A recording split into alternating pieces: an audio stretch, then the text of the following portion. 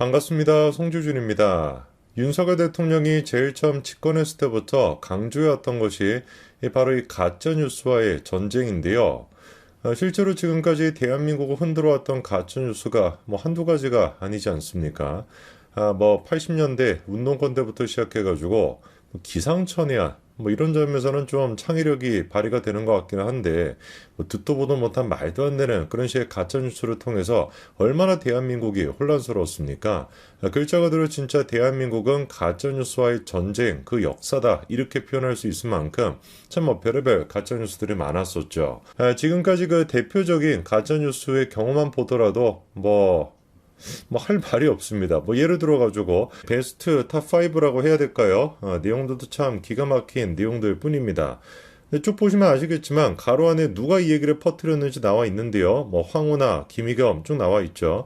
제가 보기에는 이 다섯 가지가 사실상 어디서부터 시작이 됐다라고 봐야 돼요. 이 덧탐사로부터 시작이 됐다라고 보는 게 맞고, 덧탐사로부터 시작이 안 됐다라고 해도 덧탐사를 통해 가지고 확대 재생산이 됐다. 이것만큼은 확실한 거 아니겠습니까?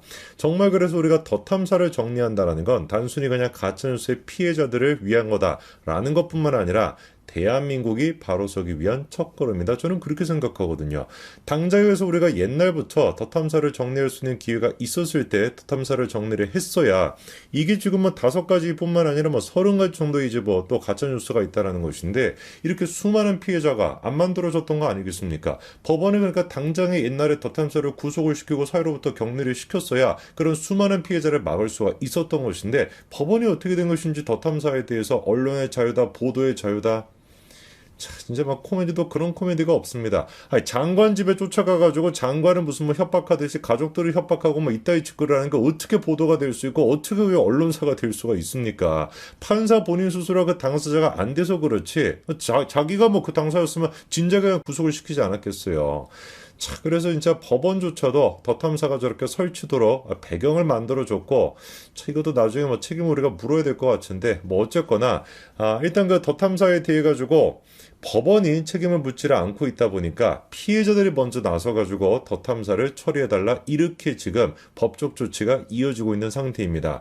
이번에 나온 거는 뭔지를 보니까요. 한창 이제 시끄러웠던 청담동 술자리 기억나시죠? 그 술자리를 가졌다라는 매장, 그 당사자로 지목이 됐던 업주가 덧탐사를 상대로 해가지고 5억 가까이 되는 손배소를 제기했다라고 합니다. 그러니까 이제 그 덧탐사에 대해 가지고 김의겸에 대해서 요 문제 때문에 한동훈 장관이 10억 정도 되는 손해배상 청구를 하지 않았습니까? 근데 거기다가 플러스 알파로 이제 그 장소다, 술자리를 가졌던 장소다라고 지목이 됐던 그 장소의 업주 또한 마찬가지로 5억 가까이 되는 손해배상을 지금 청구를 했다라는 것이죠. 자, 우리가 간단하게 지금까지 있었던 덧탐사랑 김의겸에 의해서 퍼뜨려졌던 이 청담동 술자리에 대해서 우리가 조금만 되짚어 보면은요. 진짜 대한민국 정치 역사상 이런 얘기가 나왔던 적이 있을까 싶을 정도로 기상천외한 얘기였습니다. 아직도 제가 믿기지가 않아요. 이런 얘기를 국민들 가운데 40% 정도가 믿었다라는 게 윤석열 검찰총장도 아닙니다. 검찰총장이어도 사실 말이 안 되는 것인데 윤석열 대통령이 그리고 또 법무부 장관이 김앤장 그 로펌에 있는 변호사 30명 정도를 대동해가지고 무슨 강남에 있는 술집을 빌려가지고 마셨다. 그리고 또 그 술집에서 첼리스트가 나와가지고 어쩌고 저쩌고 했다라는 것이고, 그리고 한동훈 장관이 무슨 노래를 부르고 윤석열 대통령이 노래를 불렀다라는 것인데, 어디서부터 시작을 해도 그냥 다 말이 안 되지 않습니까? 대통령이 그렇게 가가지고 술을 마신다는 것도 말이 안 되는 것이고, 법무부 장관 같이 간다라는 것도 말이 안 되고, 심지어 김앤장 변호사 30명이 같이 간다는 것도 더 말이 안 되는 것인데, 그거를 우리 국민들 40%가 믿고 있었다라는 것이죠. 더 충격적인 것은 이 말도 안 되는 얘기가 누구를 통해서, 유튜버 같은 그런 잡스러운 인간을 통해서 퍼뜨려졌던 것이 아니라 대한민국 국회의원을 통해 가지고 퍼뜨려졌다라는 게 더 우리한테 충격을 줬던 부분인데, 우리의 충격이 여기서 끝나지 않았습니다. 원래 이렇게 덧탐사의 특징이 뭐냐면은 말도 안 되는 선동을 하기는 하는데 뭔가 그럴싸하게 한다는 거예요. 그래서 그때 당시도 무슨 뭐 강남의 모처에 있는 이게 지금 그 술자리를 가졌다라고 하는 그 업장이라는 거 아닙니까? 이렇게까지 찾아가가지고 간판만 가렸을 뿐인 것이고 뭐 배경만 봤을 때 어딘지 우리가 찾아볼 수 있는 거 아니겠어요? 이런 식으로 뭔가 있는 것처럼 그럴싸하게 포장을 한다라는 거거든요. 근데 여기서 우리가 주목해 봐야 되는 게 아무리 더 탐사가 가가지고 여기가 뭐 그런 장소입니다. 여기서 마셨습니다라고 떠들어도 된대. 제일 중요한 게 뭐겠습니까? 애당초 이야기가 시작이 됐던 첫 발단. 그 자리에 내가 있었다라고 주장을 했던, 증언을 했다라고 했던 첼리스트. 이 사람의 얘기가 제일 중요한 거 아니겠어요?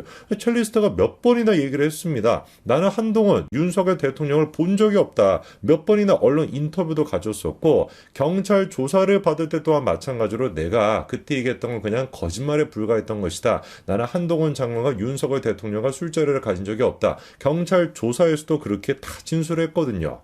그러면 정상적인 인간이라고 한다면 어떻게 해야 되겠습니까? 우리가 좀 잘못 얘기했나 보다. 그 첼리스트 그 현장에 있었다라고 하는 사람의 말을 통해가지고 이렇게 우리가 가짜뉴스를 퍼뜨렸네? 약간 좀 우리가 좀 사죄를 하고 그리고 책임을 좀 져야 되겠다. 라고 하는 게 정상이겠죠. 근데 더 탐사가 됐거나 개딸들이 됐거나 이 인간들은 정상인이 아니란 말이야. 이런 지금 증언이 나오면 어떻게 또 입장을 바꾸는 겁니까? 첼리스트를 공격하고 나서는 겁니다. 첼리스트는 아니라고 얘기했는데 첼리스트가 문제가 있다. 이렇게 또 공격을 하는 거예요. 더 탐사 또한 마찬가지로 뭐라고 합니까? 끝까지 첼리스트가 거짓말을 한 적이 없다. 첼리스트는 진실을 얘기한다. 당사자가 내가 거짓말을 했다라고 하는데 오히려 그냥 제3자가 나서가지고 너는 거짓말을 안 한 거야. 이렇게 지금 몰아가는 꼴인 거예요. 이거 뭐 어떻게 봐야 됩니까? 완전히 그러니까 사이비 종교 집단 같다라고 봐야 되는 것이지. 그래서 이런 모든 가짜뉴스의 피해가 고스란히 그 업장의 점주한테 가다 보니까 사장한테 가다 보니까 이 카페 사장 또한 마찬가지로 더 탐사를 상대로 영상을 제발 좀 지워달라 몇 번이나